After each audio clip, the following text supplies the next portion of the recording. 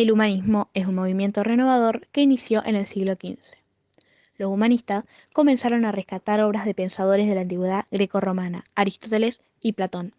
Estos nuevos ideales consideraban al ser humano como centro y medida de todas las cosas. Este era el pensamiento antropocéntrico, a diferencia del medieveo, que tenía a Dios como centro de atención, pensamiento teocéntrico. Los humanistas valorizaban la vida en la tierra. En cambio, el pensamiento medieveo sostenía que la verdadera vida iniciaba después de la muerte y por voluntad de Dios. Los humanistas no aceptaban las verdaderas indiscutibles.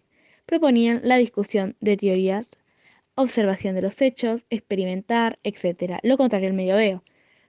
Para el medieveo era más importante conocer la vida de Dios y los santos. Para el humanista era más importante conocer la naturaleza, anatomía humana, universo, etc. El humanismo se vinculaba con las ideas de la burguesía. Los burgueses se transformaron en mecenas, ayudando a intelectuales y artistas. Esta actividad se vio favorecida por el invento de la imprenta, que permitió la publicación y difusión de sus obras. El humanismo surgió en las ciudades italianas más importantes, como Venecia, Florencia y Roma, donde ya había una burguesía desarrollada, y luego el humanismo se expandió por Europa. Los principales representantes del humanismo fueron Giovanni Pico de la Mirandola, Nicolás Maquiavelo, Erasmo de Rotterdam y Tomás Moro. El Renacimiento. Su primer centro de desarrollo fue en Florencia y se expandió por Roma. Este movimiento de renovación artística surgió debido a la necesidad de expresar las transformaciones de la época. Los artistas abandonaron su posición de artesano y se transformaron en intelectuales libres e independientes con reconocimiento social y económico. A este movimiento se lo llamó Renacimiento. También está vinculado con la burguesía y además los burgueses de alta nobleza los patrocinaban a cambio de que sean nombrados en sus obras. Los arquitectos principales fueron Filippo Brunelleschi, Leonel Battista Alberti y Miguel Ángel Buonarroti. Pintura. La perspectiva es la representación del espacio tridimensional en una superficie plana. Fue el hallazgo técnico que caracterizó las formas expresivas del arte. Los artistas que destacaron fueron Masaccio, Piero della Francesca, Sandro Botticelli, Leonardo da Vinci, Rafael Sanzio y Miguel Ángel. Y los escultores que se destacaron fueron Lorenzo Ghiberti, Donatello, Andrea Verrocchio y Miguel Ángel. Adelantos científicos. El logro más importante de la generación que estableció las bases de la nueva ciencia fue dar una mayor importancia al lenguaje matemático como herramienta idónea para descubrir el universo. Los avances científicos influyeron directamente en el arte. Por ejemplo, los avances en la matemática fueron aplicados en la utilización de la perspectiva. Los artistas del Renacimiento, como Leonardo y Miguel Ángel, tenían una importante formación científica que incluía un vasto conocimiento del cuerpo humano y de las propiedades de los materiales que utilizaban. Descubrimientos trascendentales. Ptolomeo sostenía que la Tierra estaba ubicada en el centro del universo. Esa era la teoría geocéntrica. En cambio, Nicolás Copérnico demostró que la Tierra gira diariamente sobre su eje y alrededor del Sol. Esa era la teoría heliocéntrica.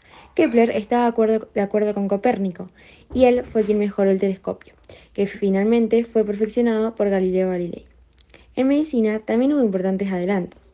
Por ejemplo, investigaciones sobre la anatomía humana por Andrés Vesalio, estudios sobre infección por Jerónimo Francastori y descubrimientos sobre la circulación de la sangre por Miguel Servet y Guillermo Harvey.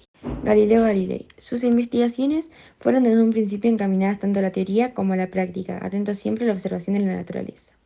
En una carta fechada en 1613, deja constancia de que su revisión de la estructura general del firmamento lo ha llevado a las mismas conclusiones que a Copérnico y a rechazar frontalmente el sistema de Ptolomeo, o sea, a sostener el heliocentrismo frente al geocentrismo vigente. En 1632 escribe una obra dramática donde en forma disimulada trataba de formar un juicio exacto de cómo se desenvolvía la controversia entre estos dos sistemas. El anciano Galileo, a sus 70 años, se vio sometido a un humillante y fatigoso proceso.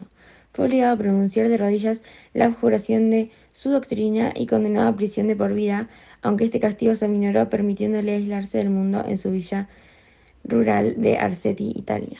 El Renacimiento del arte. Leonardo da Vinci fue el máximo representante. Desarrolló ideas muy adelantadas para su tiempo. Fue pintor, escultor, anatomista, inventor, filósofo, músico, poeta y urbanista. Sus obras más famosas son La Dama del Armenio y La Gioconda.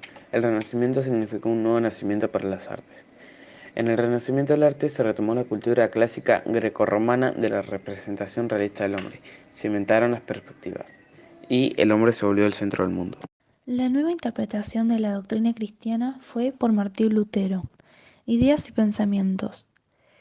Él era un monje que criticaba cobrar el perdón de Dios, estaba en contra del culto de imágenes y peregrinaciones, y no creía en los santos y en la Virgen. Los germanos adaptaron sus ideas. Formó las ideas protestantes por las cuales se produjo la división entre católicos y protestantes. Organizó la Iglesia Luterana, donde se tradujo la Biblia del latín al alemán. El calvinismo y anglicanismo. Calvino elaboró la doctrina de la predestinación. Formó su propia religión en Francia y en Suiza. Enrique VIII. Se separa del catolicismo porque la Santa Sede no le permite divorciarse. Crea su propia iglesia anglicana en Inglaterra. Reforma católica. Comenzó la campaña en Jesús, San Ignacio de Loyola. Fundaron escuelas e impulsó las misiones. Y a partir del siglo XVI se dedicaron a la evangelización de los indígenas. Concilio de Trento, convocado por el Papa Pablo III. Luego llegó el catolicismo moderno. Sus decretos se oponían a la principal tesis de Lutero, salvación solo por la fe. Opusieron la afirmación del libre albedrío. Pueden elegir el pecado o salvación a través de sus obras.